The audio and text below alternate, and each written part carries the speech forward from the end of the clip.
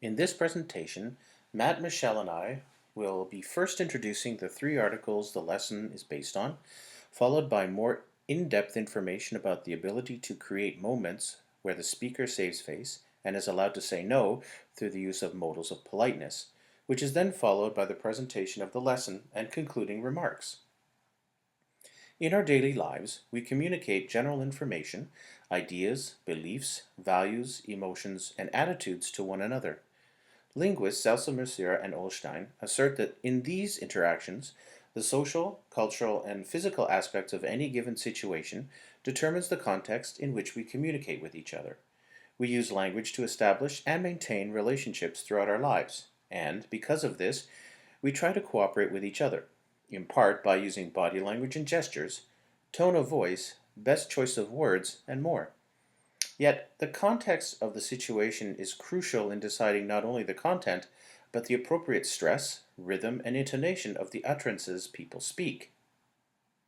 For students who are from every conceivable cultural background and language, navigating English in everyday life can be rather difficult.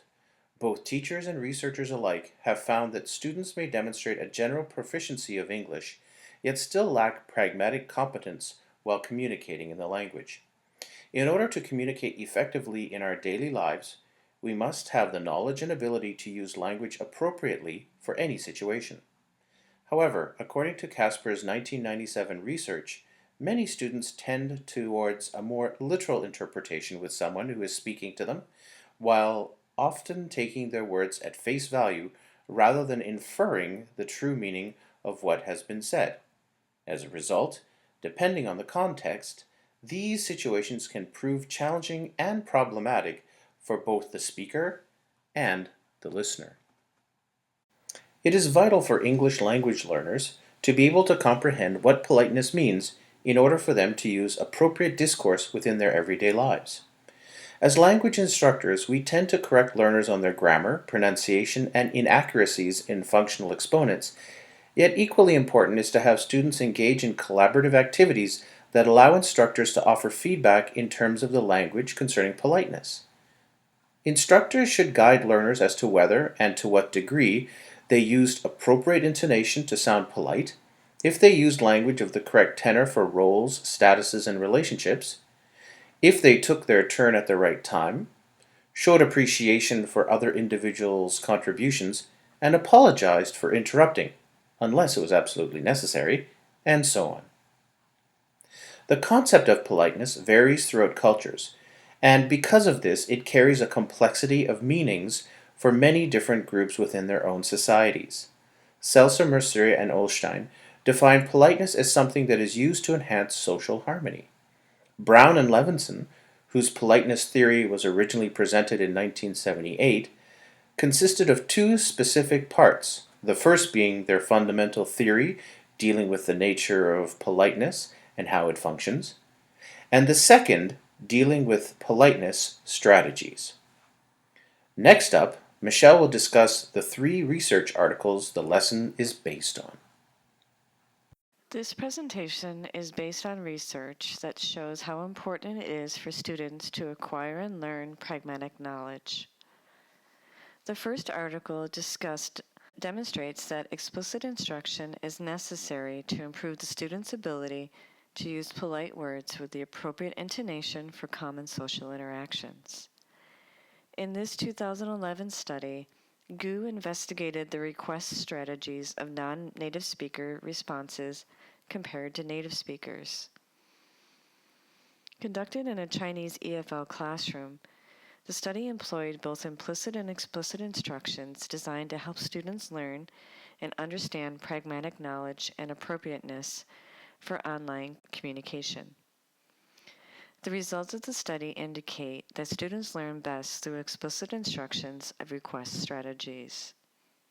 The main takeaway from this research is that Gu found that although students may be generally proficient in the language, they lack the pragmatic competence to effectively communicate in particular social contexts. In this instance, what was found is that students lacked the ability to write or speak in a way that showed how to communicate in the appropriate level of formality, directness, and politeness in the language. However, the researcher did find that through explicit instructions, students showed greater awareness towards pragmatic competence in authentic intercultural communications.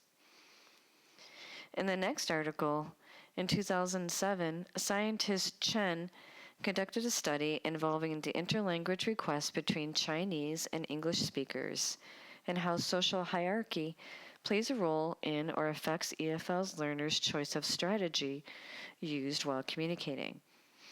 Chen found that for Chinese learners, their culture plays a significant role in how they respond to the speaker. Specifically, what was found is that word choice and deference towards social hierarchy deterred students from appropriately fully utilizing their linguistic resources in particular social contexts. Chen's studies showed that pragmatic competence really depends on certain social, cultural, and social linguistic abilities. Finally, in the last article in 2015, scientist Al-Oatabi investigated Saudi EFL students' pragmatic knowledge through a written short answer questionnaire, which was collected all online. That compared the use of pragmatics in between native students enrolled at a university in the UK and Saudi students majoring in English and completing their final year at a university in KSA. The study indicated that both groups of students used indirect requests. However, the non-native speakers showed limited knowledge of pragmatics and discourse.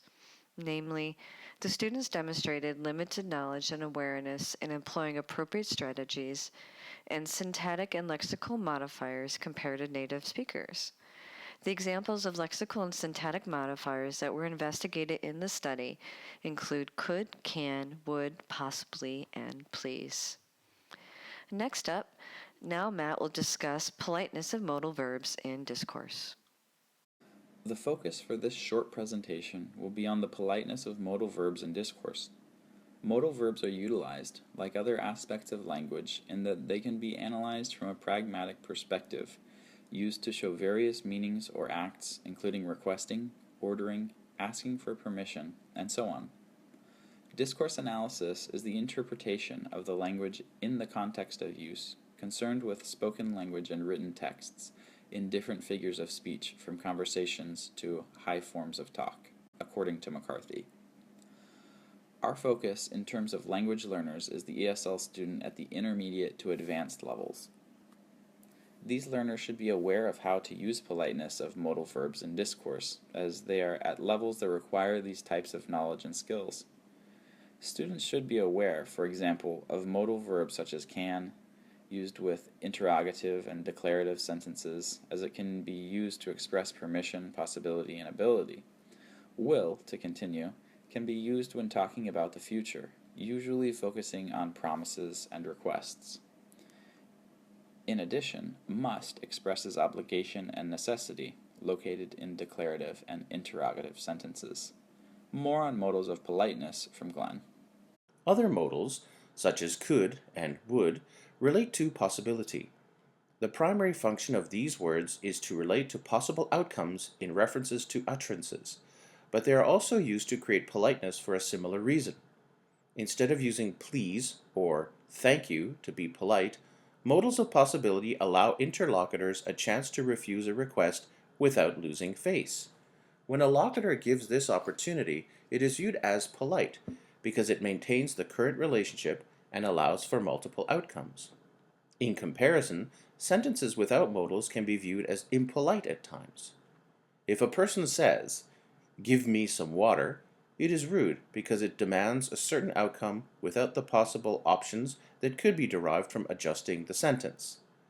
"Could I have a glass of water?" is an example of allowing interlocutors to refuse a request without being rude themselves. Authority is another example of politeness that may be more familiar to ESL students. Different languages such as French and Spanish have different forms of addressing others by respected titles such as vous and vosotros.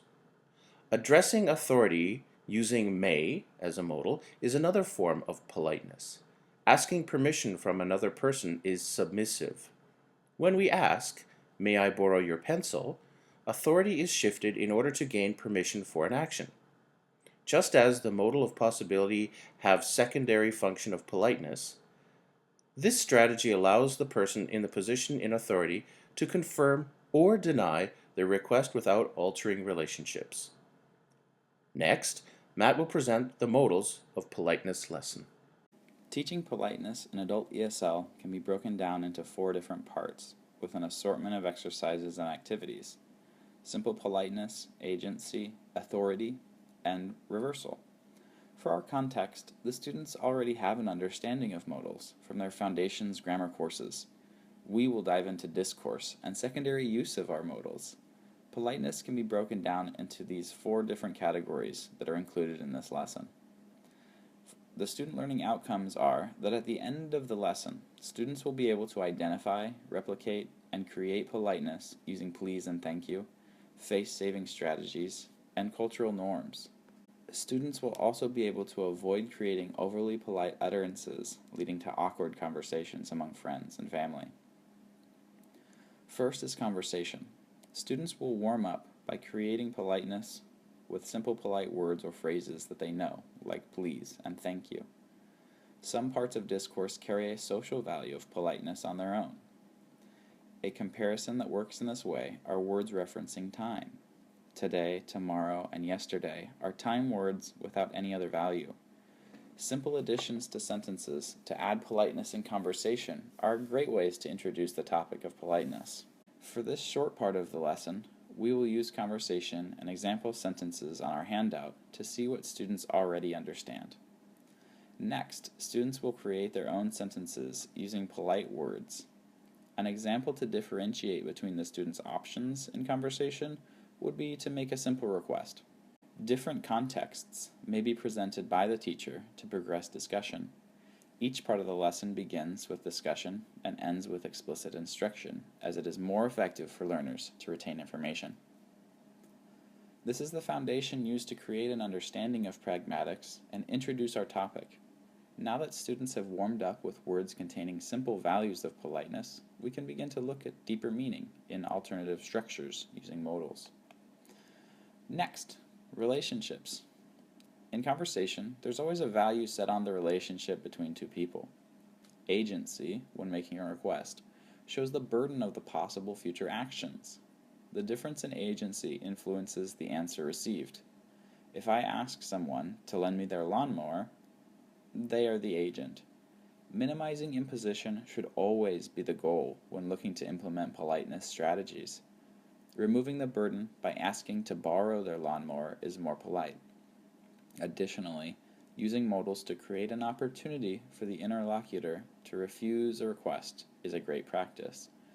Giving the option of refusal often increases the request's success. Students work in this scenario during section 2 of the handout. Third, permission and adopting cultural norms are changed by one particular modal. May is used to request permission. Different cultural norms come into play in this exercise. Students will differentiate politeness strategies between figures of authority and informal figures in part 3 of the handout. Last, students must be aware that they can be too polite or use politeness when it is not needed. Using too many modals or building blocks of politeness can be perceived as insincere. Politeness addresses the necessity to be formal, which creates distance between interlocutors. While most acquaintances may find politeness to be a positive aspect of communication, it can be viewed as negative in reference to friends at times. In conclusion, throughout our daily lives, in order to communicate effectively, we must have the knowledge and ability to use language appropriately for any social situation. Language is used to establish and maintain relationship throughout our lives. And although the concept of politeness varies throughout different cultures, for every society it is always used to enhance social harmony. However, research has shown that although students may have a general proficiency in English, with some even previously acquiring the knowledge and vocabulary needed for discourses, will still struggle to communicate appropriately in social situations. Based on this research and other foundational knowledge in linguistics, in this presentation, Matt, Michelle, and I discussed modals of politeness in discourse and then presented a lesson teaching politeness to intermediate level adult ESL learners that incorporates current research demonstrating that without explicit instructions and practice, students simply lack the pragmatic knowledge to have fluency in the language. We hope that you enjoyed our presentation and appreciate your thoughts and feedback.